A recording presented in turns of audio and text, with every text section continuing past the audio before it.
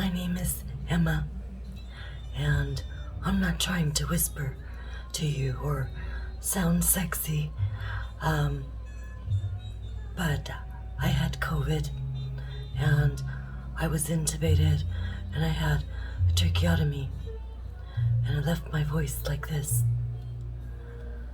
I got COVID on I got COVID mid-December, like 10th or so. And on the 16th, I told my husband I need to go to ER.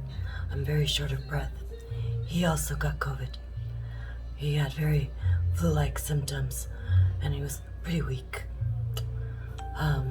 So we went to ER, and he had to drop me off because we both had COVID. And we thought he'd pick me up in an hour or so. And nope, they kept me. And eventually they sedated me so they could intubate me through my mouth.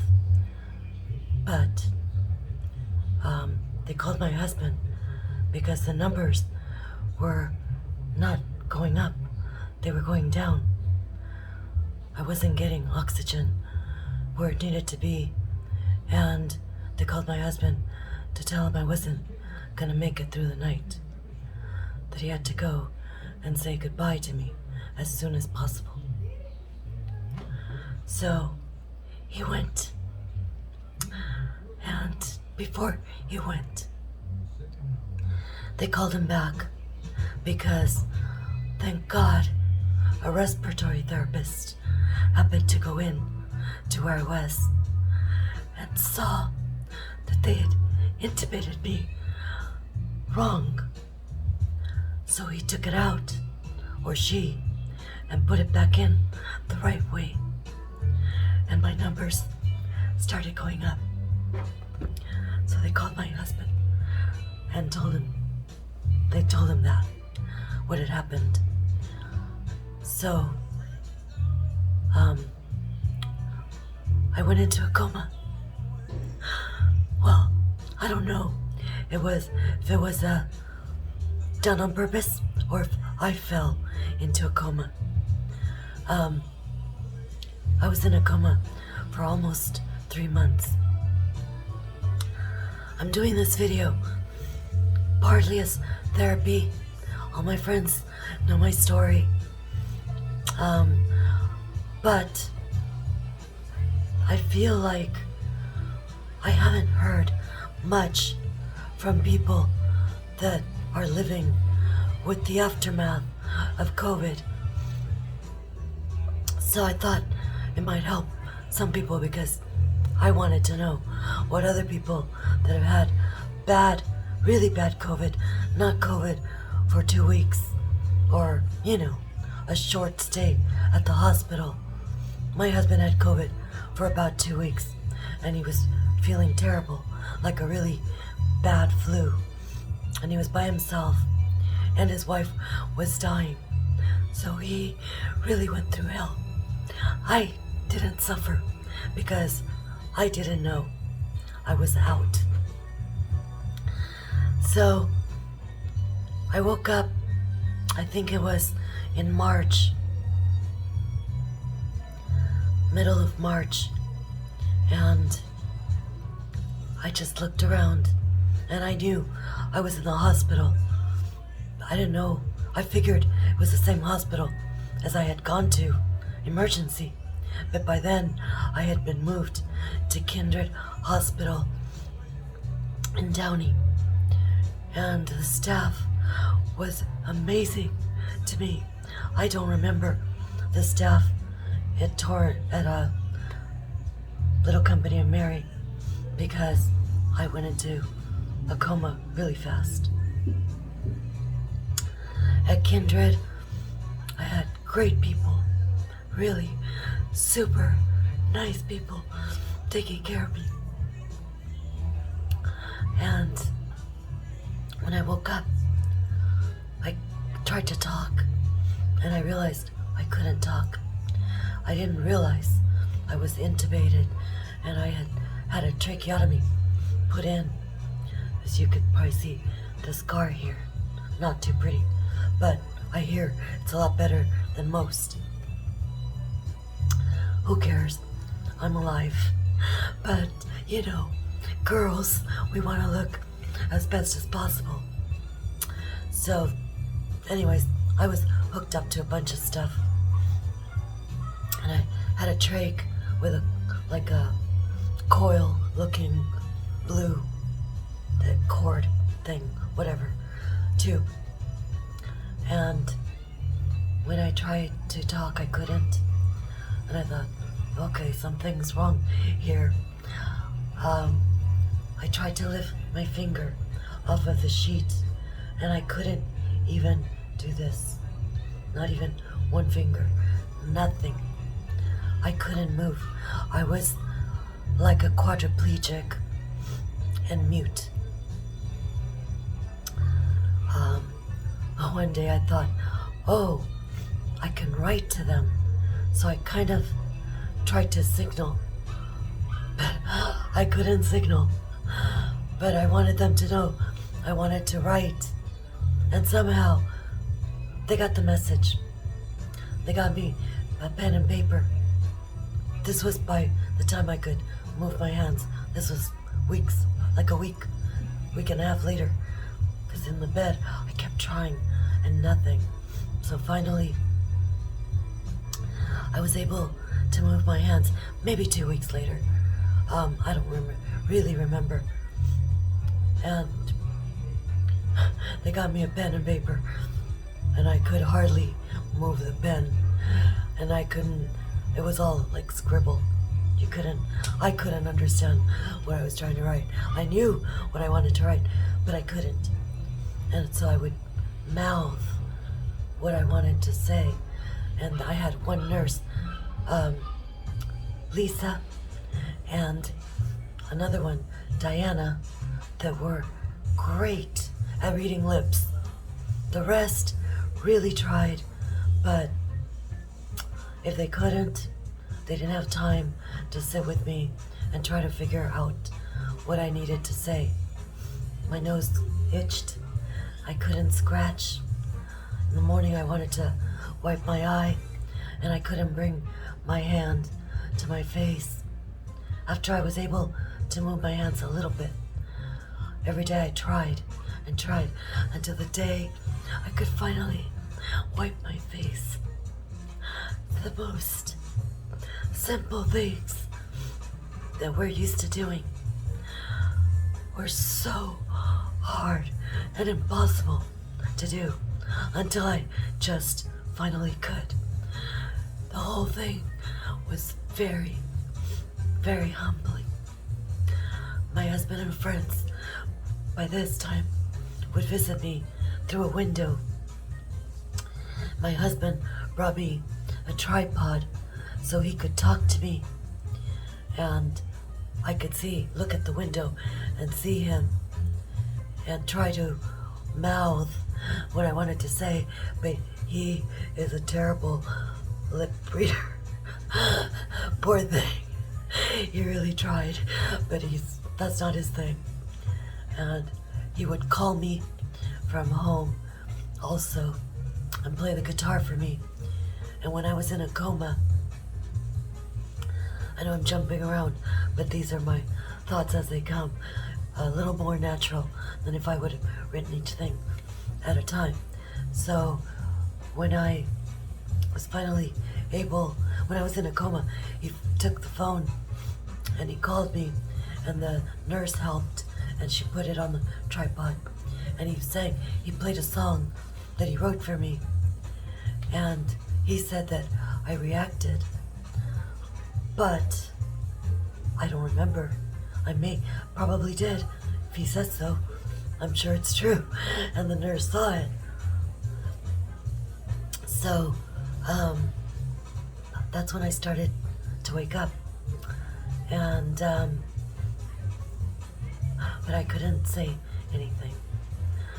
So finally, when I was able to mouth and able to lift my hand a little bit, he would call me and play guitar and talk to me, and I would try to answer, but it was like a monologue for him because he couldn't understand. So he would just talk, and he kept saying, "Oh, and do you remember when we went here and did this or that?" And I got tired, and by this point, I had had the trach taken out, but this is how, like, I could hardly talk. And one day I said, I lost my voice, but I didn't lose my memory. But I know what happened was he was trying to check if my brain was full functioning or not. And I was irritated because he kept asking me, "Oh, and do you remember so-and-so?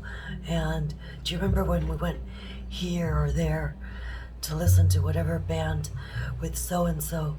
And I just was like, "Honey, I lost my voice. I didn't lose my memory." And he laughed. He said, "Okay, you got your sense of humor still, and I know you're okay now." But things like that. Now, when I came home, I couldn't walk. I mean, I had done therapy, but the last 3 weeks in the hospital, I couldn't get therapy anymore because, well, I could, but I had a G-tube, which is a feeding tube, which they had not removed yet.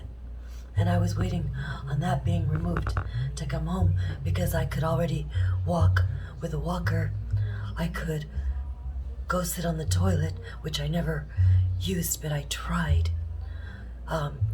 The therapist wanted me to try, so when I came home, I could know if I could sit on the toilet. And I did.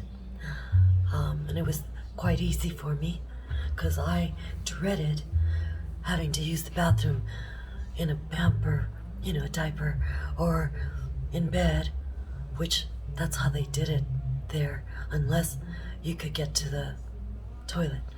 And when I had to go to the toilet, I didn't have time to wait after I called the CNA, which is the Certified Nurse's Assistant.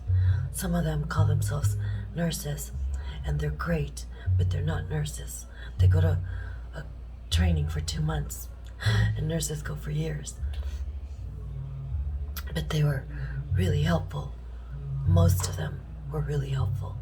Some, like in anything, you have great ones and you have so-so ones.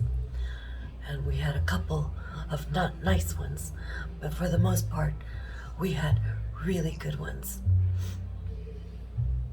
I didn't have time to wait until they finished with another person to go to the bathroom. So it usually happened in the diaper or in bed, and then they'd have to come and clean me up. I did go a few times that I had the time to wait. I called, and they did help me get to the bathroom with the walker, sit down, and do my business like a grown-up by myself, and then they helped me clean up because I couldn't do everything by myself. I only have a limited movement of my arms. I can't put my arm behind my back. I can't hold a brush to my back to wash and scrub. So my husband does that for me. But I could give myself the rest of my shower, just not my back. And like I said, I'm very limited in what my movements are. I can't turn a bottle cap and open it to click it open. I can't open up a can of Diet Coke. I have to use something, or my husband opens everything for me. It's very frustrating and irritating because I'm the nurturer. So I hate asking for things. I hate having to have him help me pull off my top if it's a pullover. If it's a button down, it's not a problem. So it's really It's really a pain, but I shouldn't complain because I'm alive. And so many people are not. So, if you can, please get immunized. If you don't, I get it. My brother doesn't want to. And I understand. But I really wish you would, because it's imminent. What the vaccine might do to you in 10 years or 15, they probably will already have something to fix that, because it'll be a long ways from now. But if you're a very young person, I understand that you don't want to live with some kind of situation the rest of your life. I get it. But if you could, and you have the guts to do it so you don't get truly sick now, it would be good for you to do it. So anyways, I came home.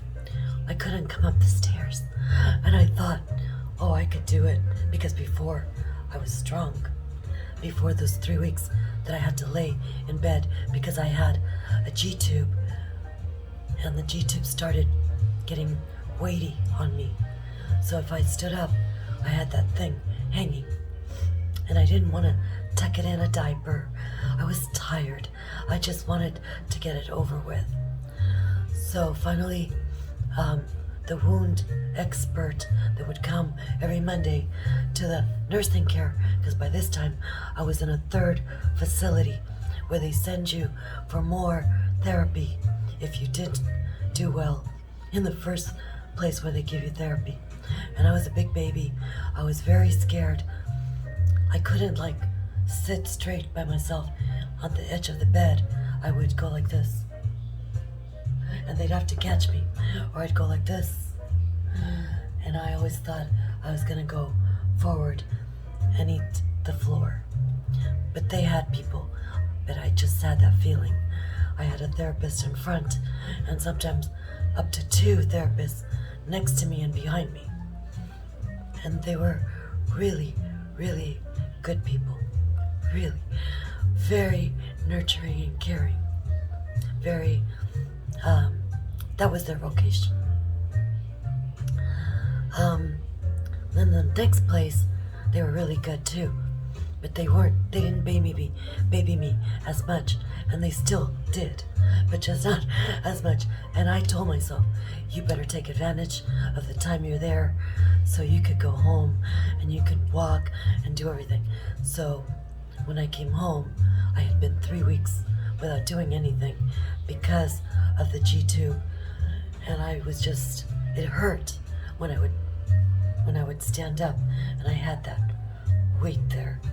So for 3 weeks I didn't do anything, and again I was weak again. Not as bad, but quite weak. Like when I came home and I did the first step, I told my husband, I can't go up the stairs. I had 16 stairs to climb to get in my house. My neighbor saw me. He has a business downstairs,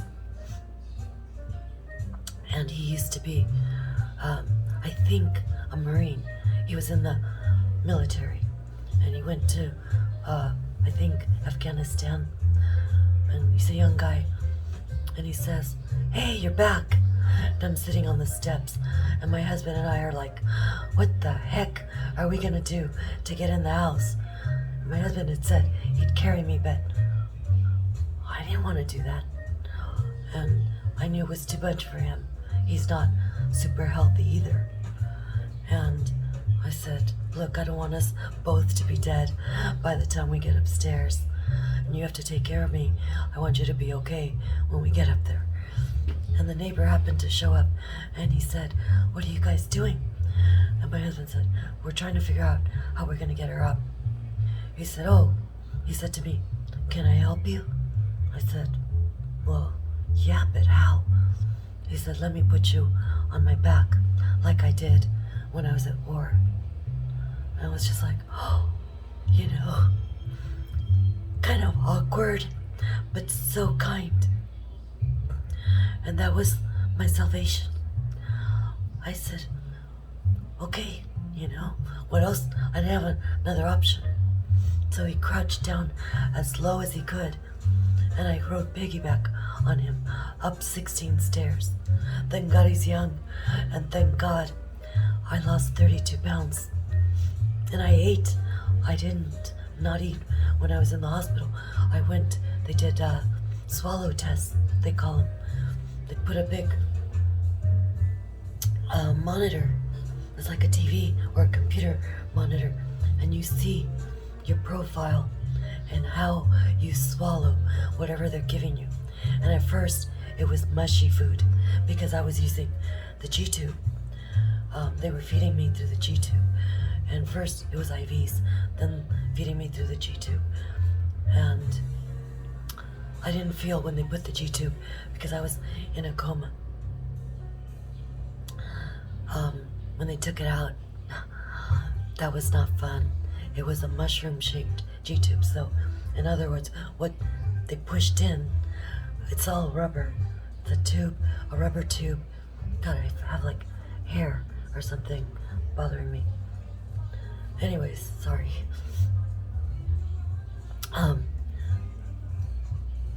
They had to pull it out. I said, go ahead. I can't wait. I need to go home. That was the only thing keeping me there at the nursing home.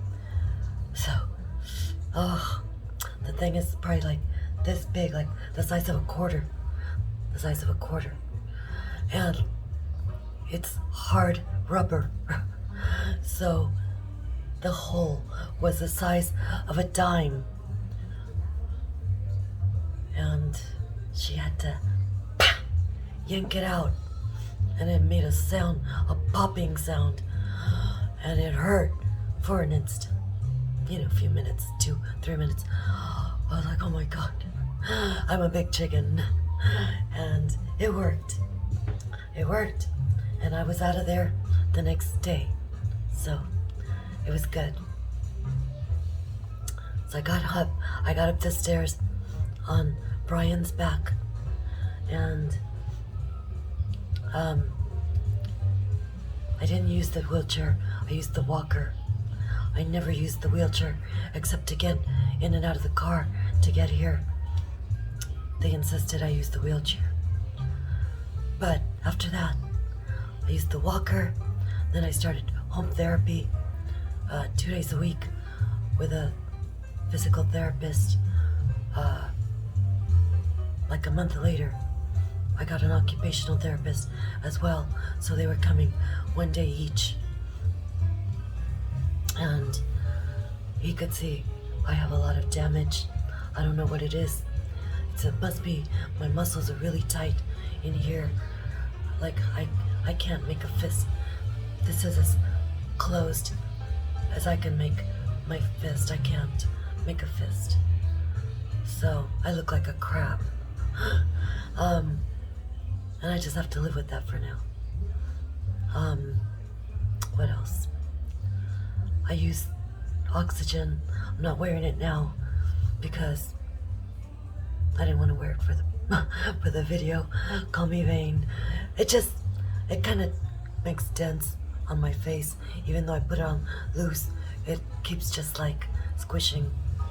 And I thought I won't wear it. I could be like an hour or two without it. I haven't tried longer than that.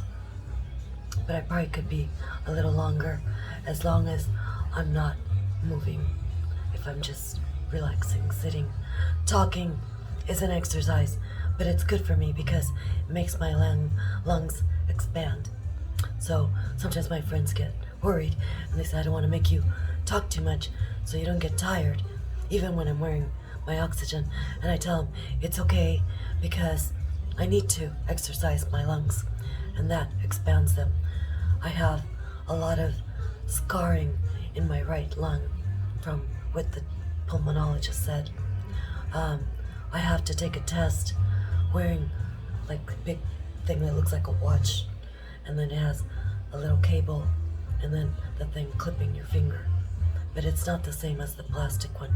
It's a soft vinyl thing. but it's not so soft. It squeezes pretty good. And I wore it, and I had it on for about an hour when I went to bed, because I want to see if I need it for sleeping. I wore it, and I started getting an anxiety attack. That's another thing. When I had the ventilator, I had anxiety attacks, which I had never in my life had. And then I heard that a lot of people with COVID and a ventilator, they get anxiety. So I had an Ativan quite often. It's a horrible feeling to have anxiety. My heart pounded really fast, like it was gonna come out of my heart. And I couldn't breathe well. Like I thought I had to take a breath because I wasn't breathing, but I was breathing. But I was like, it was like a fish out of water. Like I was almost breathing double because I thought I couldn't breathe. So, but the moment I came to the nursing home, I took it once because I got really nervous my second night there. I don't know why, but it was fine. And that was the last time I ever took an anxiety pill. And then we have a couple here in case, and I didn't want to take it anymore, but I will have to do it. I have to take that test. But for now, I'm okay. And I eat well and not so well, like tacos and cheeseburgers and pizza, but I eat real food like steaks and chicken and everything you're supposed to eat, and salads and everything. I eat everything. I'm not on any diet. I eat a little pasta sometimes because it's not good for my diabetes. Neither is pizza, but it's okay. I mean, I cheat a little bit and I keep my blood sugars pretty decent. I don't have like really, really bad diabetes. So everything is good. I tried to sleep on my stomach once just to test it out. I went and laid down in the bed because I don't have strength in my arms, and I tried to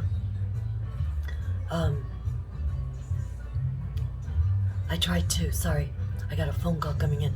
I declined. I tried to push myself up and I couldn't, and it was terrible. I was trying to shout out to my husband. He was in the living room, could hardly hear me because, as you could see, is as loud as I could.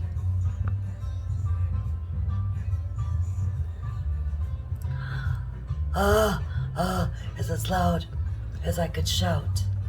My husband's trying to call me. I keep declining the call because I'm trying to record this and he didn't know. So anyways, I'm like, Mike, that's my shouting.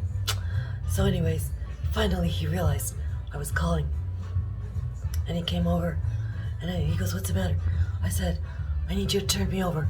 I'm like a turtle on its back, but I'm on my stomach and I can't turn over. So he came and he turned me over and patted me on the back like a baby, comforting me, helped me sit down. Because, when you go through that, you kind of feel really sad, like, I can't do anything. And you feel sorry for yourself. You have a little pity party for a second.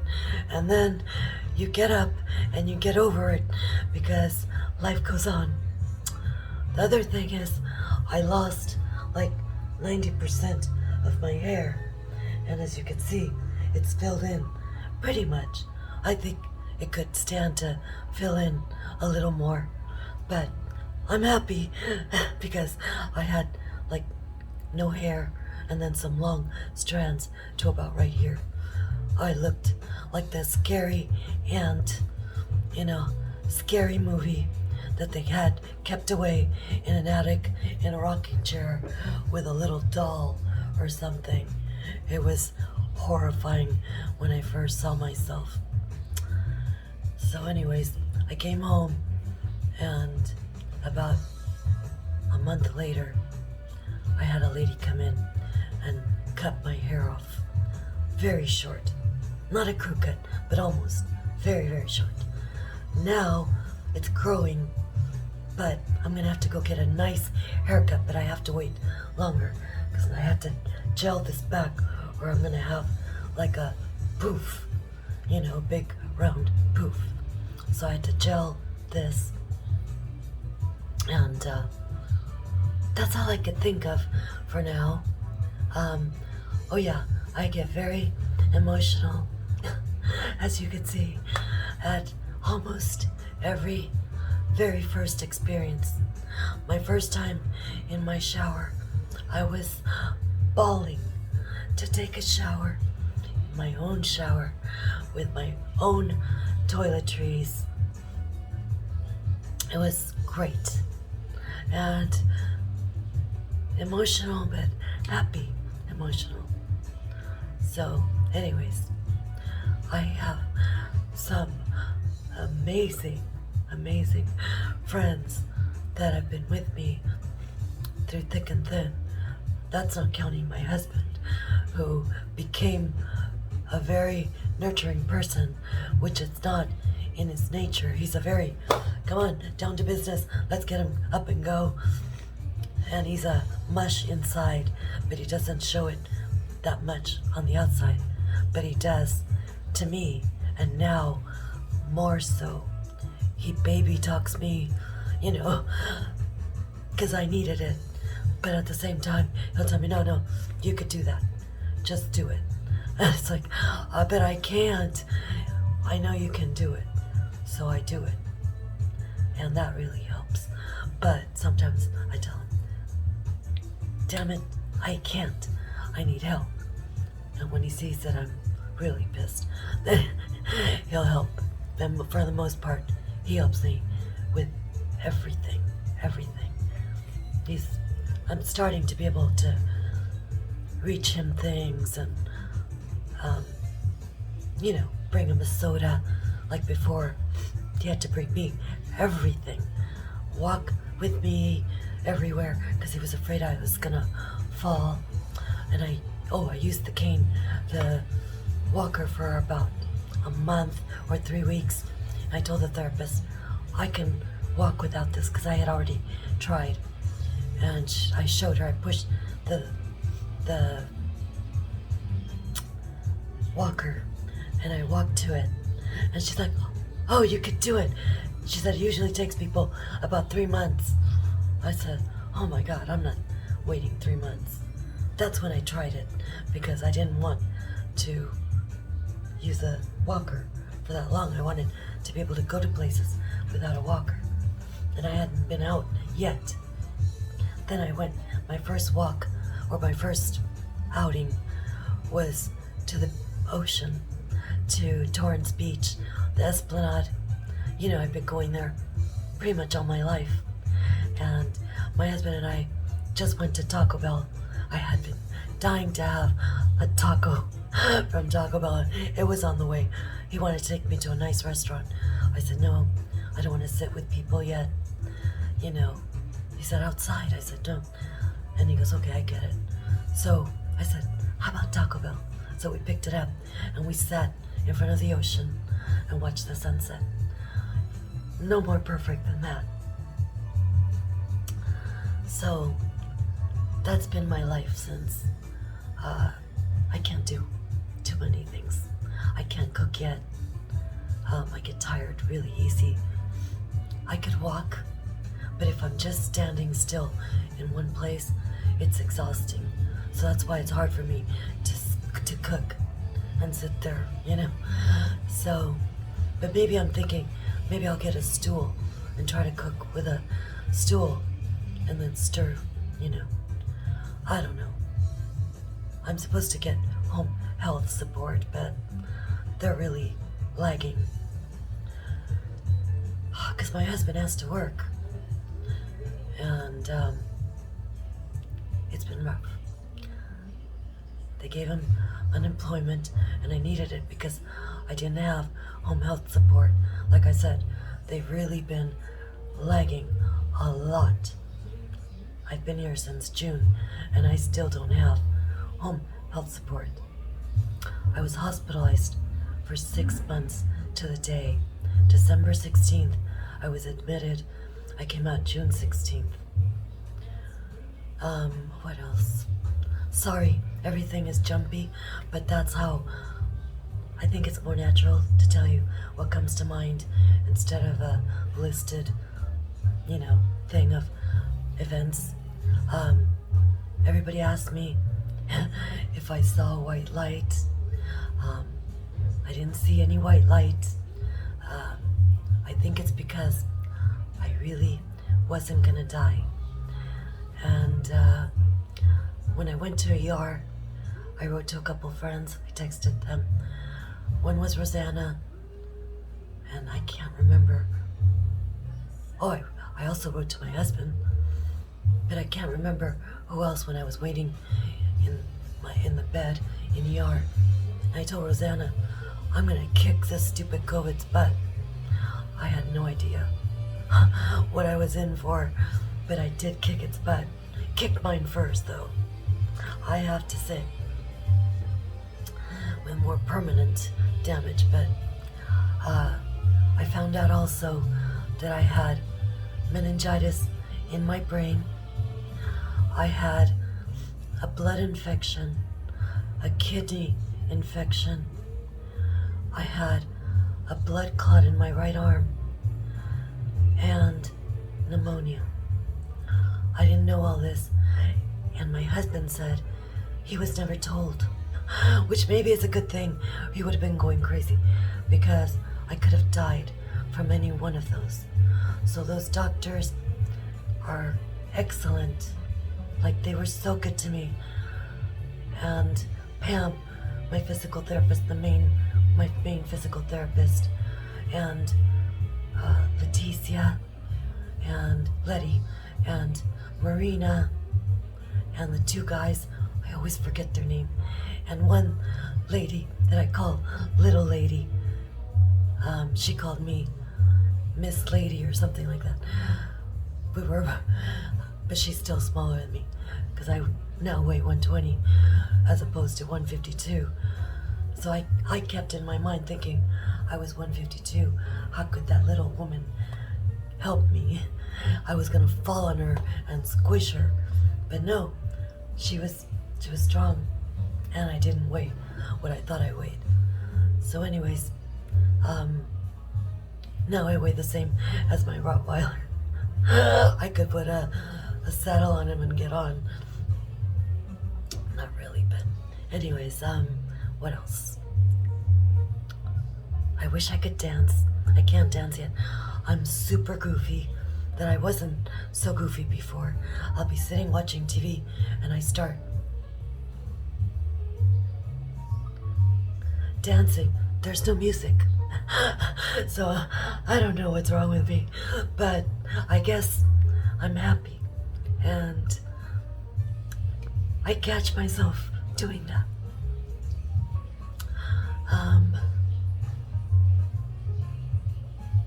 What else? In my coma, I had tons of dreams, and they were all very realistic. I mean, I dreamt I had a mini fridge on the left next to my bed, on the floor, under a table. And I told my husband and Rosanna, both, I told my husband, you could get a Diet Coke from there. I have a little mini fridge.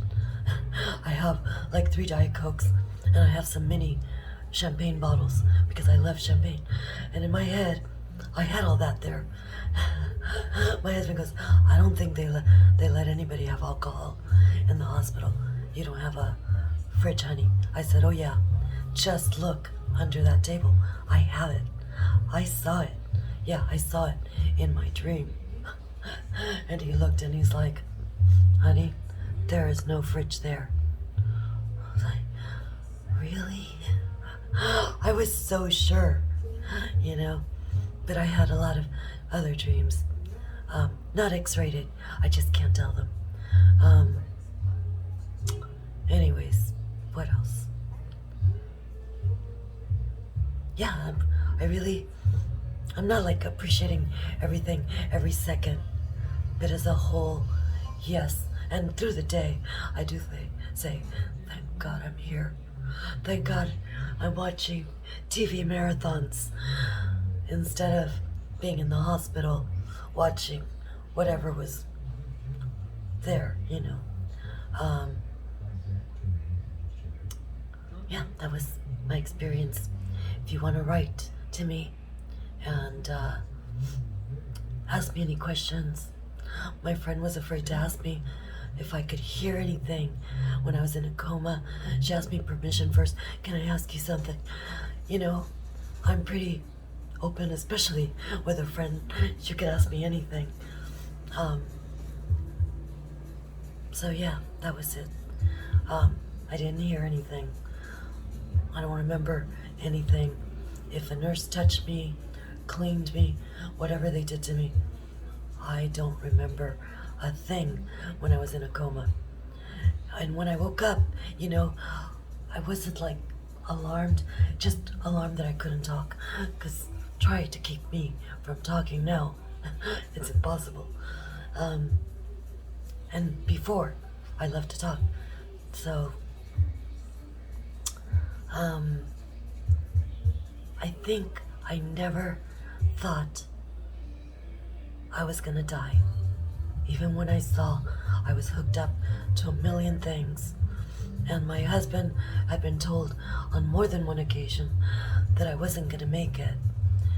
And my friends, poor things, they had one misunderstanding. And one told another girlfriend, that my husband had been told that I probably wasn't gonna make it that day, called my friend from high school, their friends too. I introduced them, and we all used to hang out together before we got married, and one of them had kids. So she told Mary at like 5 in the morning, 5:30, that I might pass away, and if she could please let the others know. And because she was crying, Mary didn't understand her and thought I had passed away, and called the other friend, Sabine, told Sabine I had passed away. And Sabine told 2 other friends, Susie and Laetitia, that I had passed away.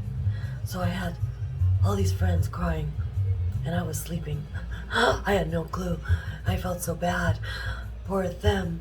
What a rotten day, because I put myself in their place, and if I had a friend that had passed away, I'd be crying all day. So anyways, Rosanna's husband reminded her that I told her by text that I would kick COVID's butt. So he kept comforting her with that. And I did. And I'm here. So, if you have recovered or recovering from the leftovers of COVID, or are going through things now because you had a really serious case of COVID like I did, I'd like to hear. I want to know what other people have experienced or are experiencing. People tell me my movement in my hands will come back, and the doctors don't know, because they don't know. COVID is so new. They don't know why I can't move my hands. I had x-rays done. There was nothing wrong. So I'll see, with time. And I don't know. But I'm here. And I moved my hands enough. And if I can't, I have my husband, I have my friends. So, thank God. And my brother, who also had the scare of losing me. And I'm his only other family besides my nephew, his son. That's 11. So, anyways, I don't know what else to tell you. But if you have any questions, feel free. I'm gonna post this on YouTube. I've never posted myself talking on anything. I'm the behind the camera girl. My husband has a salsa band, and I'd videotape them and everything, but I never like being in the front. Anyways, I hope it's okay. If it's not, I hope you got some information at least. Take care. Bye-bye.